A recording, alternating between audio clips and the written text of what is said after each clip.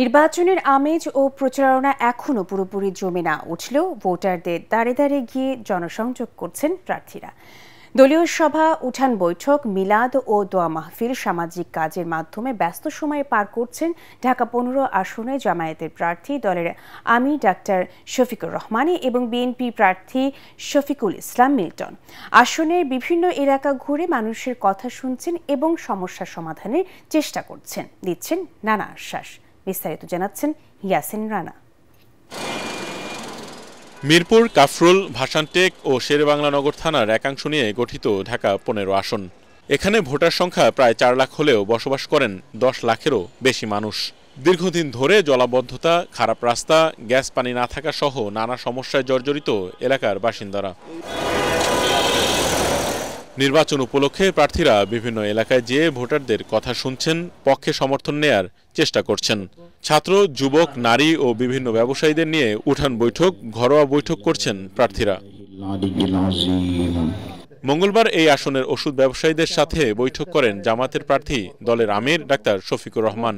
সমাজের সবাইকে নিয়ে ইনসাফের ভিত্তিতে বাংলাদেশ গড়ার আহ্বান রেখে দাঁড়িপাল্লা প্রতীককে বিজয়ী করার আহ্বান রাখেন তিনি।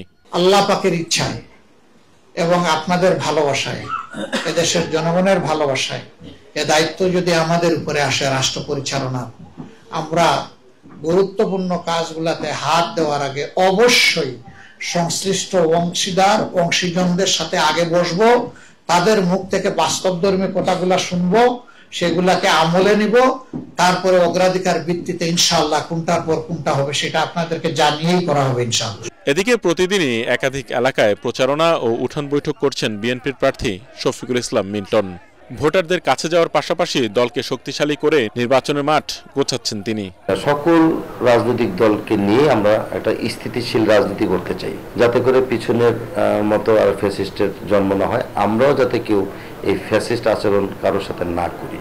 এজন্য সকলের সমন্বয়ে একটা ভালো সমাজ গঠনে সকল রাজনৈতিক দল, সকল সামাজিক সংস্থাকে একসাথে করে আমি কাজ করতে চাই। অবাধ ও সুষ্ঠু নির্বাচনের মাধ্যমে শান্তিপূর্ণভাবে পছন্দের প্রার্থীকে ভোট দিতে পারবেন, এমনটাই প্রত্যাশা ভোটারদের। ইয়াসিন রানা, এটিএন বাংলা, ঢাকা।